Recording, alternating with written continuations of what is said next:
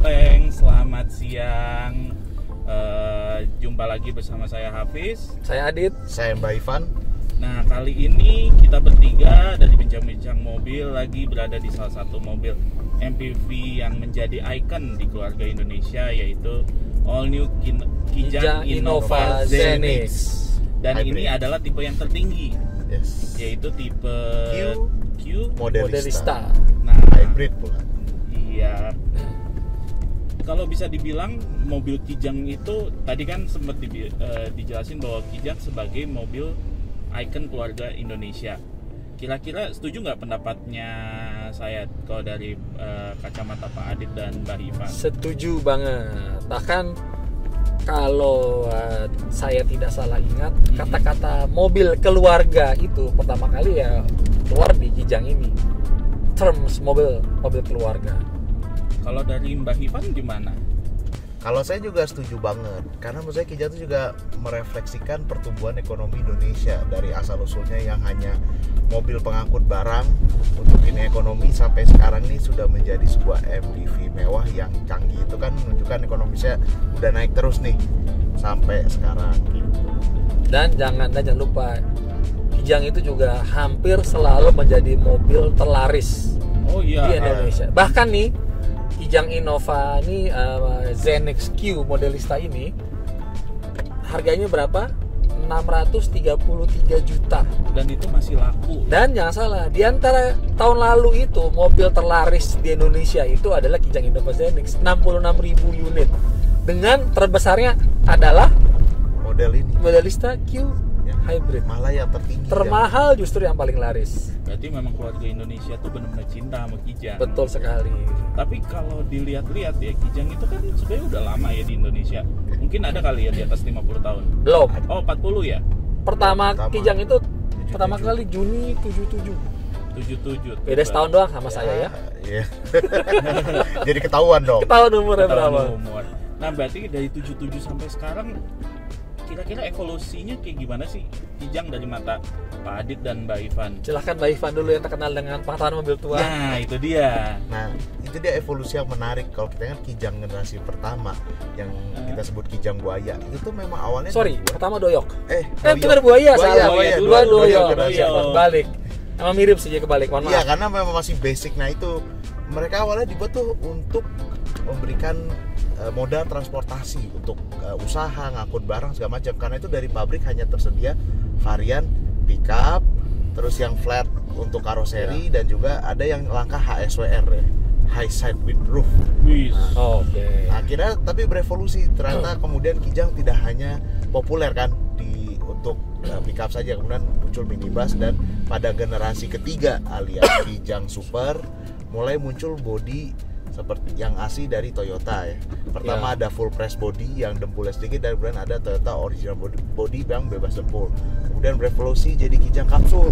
Nah. Itu kan udah mulai didesain sebagai minibus dulu, bukan pickup dulu. Betul tidak Om Adi? Kayaknya Betul. Om Adi kan terus ya. Dan ciri dan transformasi paling revolusioner di Kijang kapsul itu adalah ketika pintu belakang tailgate itu bukanya ke atas. Oh iya, Udah bukan nggak Karena samping ya? karena samping. itu adalah penanda bahwa ini mobil penumpang.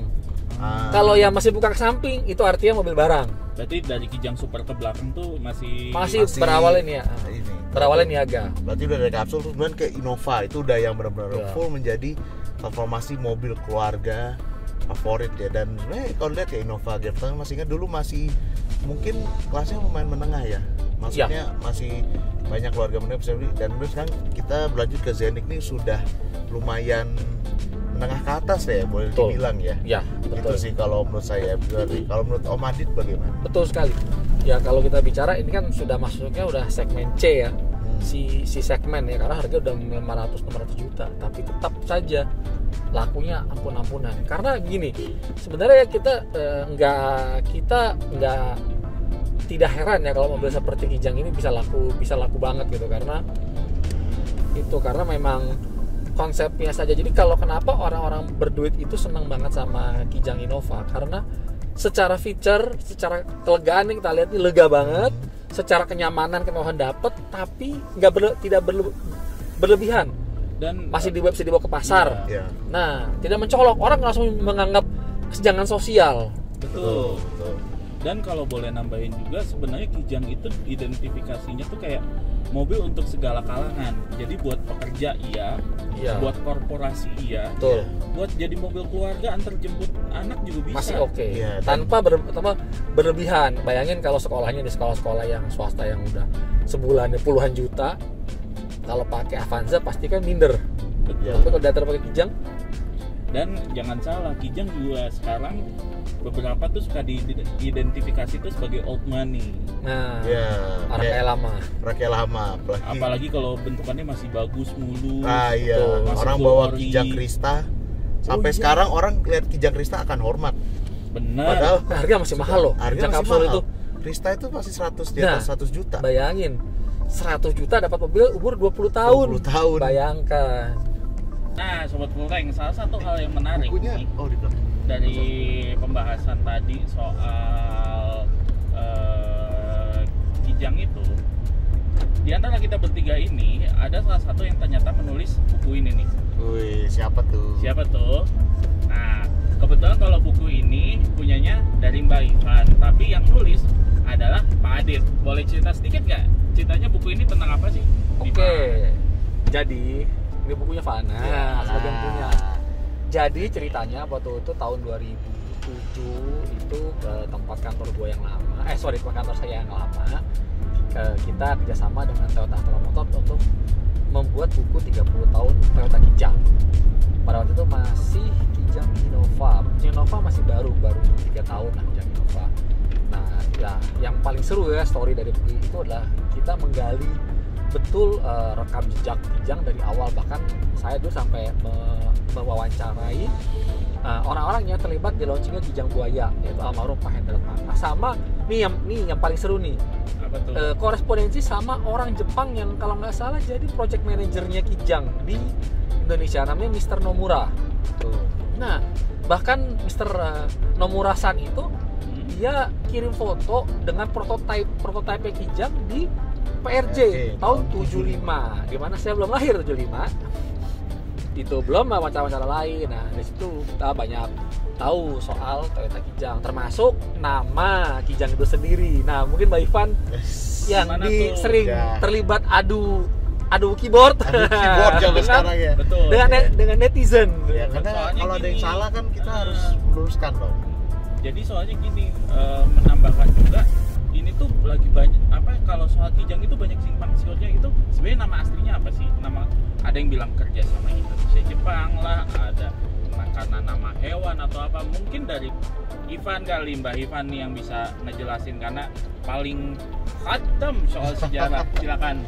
Gimana Intinya tuh? nih, sesuai dengan ada di buku ini ya, di mana Om Adit langsung interview orang Jepang asli segala macam, bahwa Kijang itu dari nama hewan, bukan sikatan gitu. Karena tadinya itu mau dinamain awalnya kerbau, karena Ya. mirip dengan tamarau kan. Tamarau, di ya. Filipina artinya kerbau. Kerbau tuh males. Kerbau males, kurang kesannya nggak gesit lah. Lalu apa yang gesit? Kancil. Nah, Cuma tapi kancil itu kan mungkin teman-teman yang Gen Z nggak tahu nih dongeng kancil, tapi iya. saya tuh Masih, besar masih. dengan dongeng kancil. Mbak Ivan juga masih Iya. tahu. Kancil tukang mencuri ketimun. Iya, konotasinya negatif. Negatif. Iya. Ya, Oh gitu.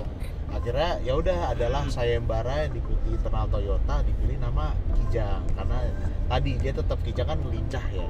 Dan kalau ada yang nggak percaya misalkan ini di bukunya saya nih, kalau kalian bisa cari ada press release-nya Kijang tahun 2007 itu ditulis Kijang which means deer in Indonesian. Jadi udah inilah ya, udah jelas kalau Kijang itu diambil dari nama hewan. Sampai sekarang belum ada bukti kalau sikatan, sampai sekarang nggak ada tuh, nggak ada brosur, nggak ada laporan berita, nggak ada apa gitu. Ya, dan waktu ingat juga tuh waktu pernah ada postingan teman kita Ya. yang soal kerjasama Indonesia Jepang itu, salah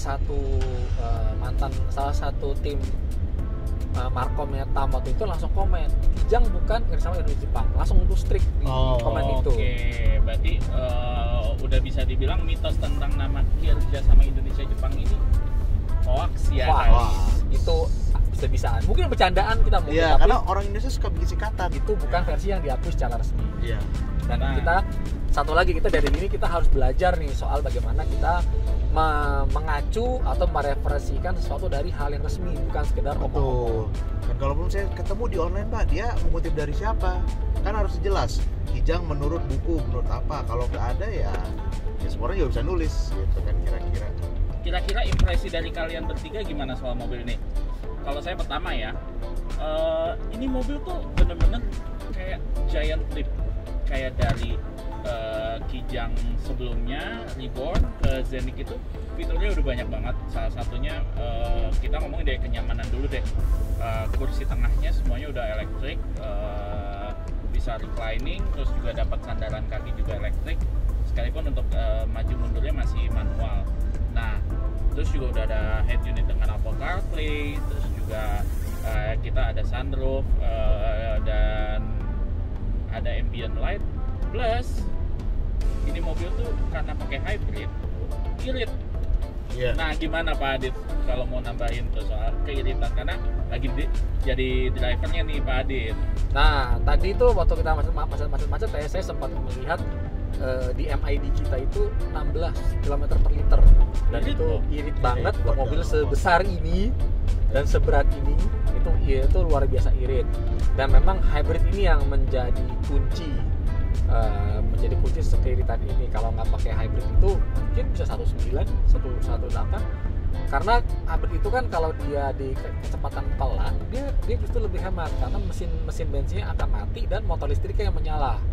Bahkan speknya THS ini, Trend Hybrid System itu dia memiliki mode listrik, mode EV yang kecepatannya sampai kecepatan rendah berjalan hanya pure listrik dengan jarak yang variabel. Data resminya kalau nggak salah tidak ada ya, karena itu sangat tergantung kepada kaki Anda. Selama kaki kanan sekolah berarti bisa pakai mode EV-nya. Ya. Nah, kalau dari Mbah Ivan sendiri gimana nih impresinya dengan all new Kijang Innova Scenic ini? Ya, yang paling kerasa itu adalah ya tadi sistem hybridnya nggak hanya bikin irit, tapi juga membantu Minum di ya. kecepatan rendah. Iya. Karena hybrid itu kan bekerja di kecepatan rendah dan listrik itu kan langsung instant torque. Itu biasanya kalau di mobil bensin kan salah satu yang kurang di situ. Jadi ini memberikan apa ya, semacam jawaban, karena dulu salah satu yang populer adalah Kijang diesel. Karena satu juga irit dan juga dia memiliki torsi yang gede kan, jadi kasarnya Kijang Innova yang lama tuh kenceng. Tapi ini kalau buat di awal enak banget tuh. Tadi Om Adit lagi kecepatannya juga ngegas, jadi ini bisalah untuk menaklukkan jalan-jalan Indonesia yang banyak tanjakan segala macam dan tetap nyaman. Setuju.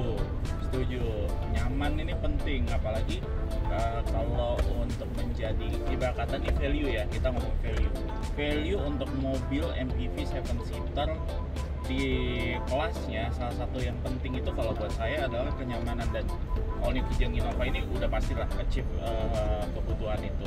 Kira-kira kalau saya kan tadi ngomong dari sisi kenyamanan, dari Mbah Ivan dan Pak Adit sendiri melihat Kijang Innova ini punya value apa lagi nih supaya dia bisa menjadi kunci pemain utama di segmennya? Oke, yang pada saya dulu nih.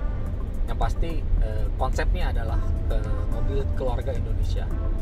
Orang Indonesia sampai sekarang masih butuh mobil 7 seater.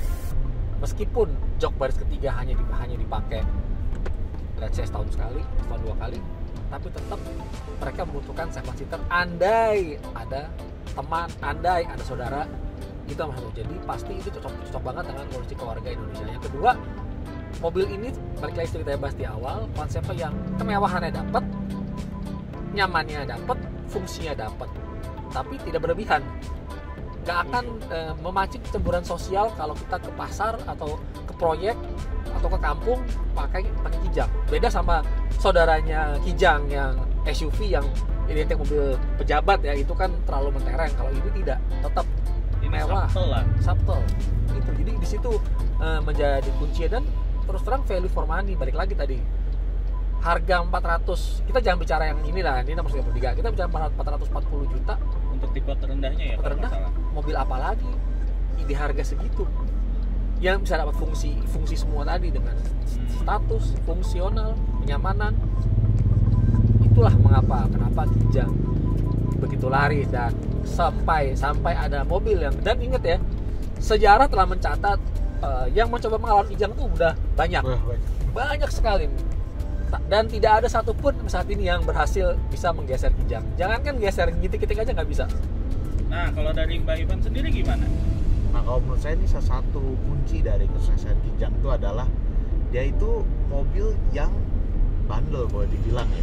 Bahkan ini dengan teknologi yang cukup canggih ini, Toyota udah mendesain dan juga telah ngetes, itu yang penting, dites di Indonesia, bahwa mobil ini harus bisa tetap reliable dan bisa dipakai di mana saja. Karena itu kita kalau lihat Innova, bahkan yang ZNX pun nggak hanya dikasarkan di Pulau Jawa saja, tapi juga di berbagai pulau di Indonesia. Apalagi didukung after sales Toyota yang waktu itu cukup kuat gitu. Jadi dan ini sudah terbukti dari tahun 1997 kan. Jadi keunggulannya Kijang itu adalah mereka itu Toyota benar-benar meriset dengan baik selera masyarakat kita apa, kontur jalanan seperti apa, dan juga lihat kondisi. Jadi menurut saya itu yang membuat Kijang bisa sampai sekarang gitu loh. Bahkan termasuk di ZNX ini yang banyak dapat keraguan lah, kayak oh ini mahal, oh ini sudah canggih. Mungkin untuk nambahin sekaligus untuk menutup apa yang tadi disampaikan sama Mbak Ivan, kalau dari saya sendiri Kijang itu masih punya value bahwa dia itu adalah mobil yang bisa mencitrakan siapapun pemiliknya, bahwa dia itu sebagai pekerja maupun sebagai keluarga ataupun buat bisnis segala macam, itu Innova tuh bisa memenuhi semua. Dan kalau zaman dulu ini anekdot yang bisa dianggap menarik ya. Kalau dari saya melihatnya adalah Kijang itu sebelum eranya Innova itu adalah berusaha untuk menggerakkan perekonomian, karena kan memang basisnya sebagai mobil niaga. Tapi kalau sekarang itu mengangkat martabat dari para pemiliknya, status ekonomi. betul, karena pada akhirnya semua akan Kijang pada waktunya.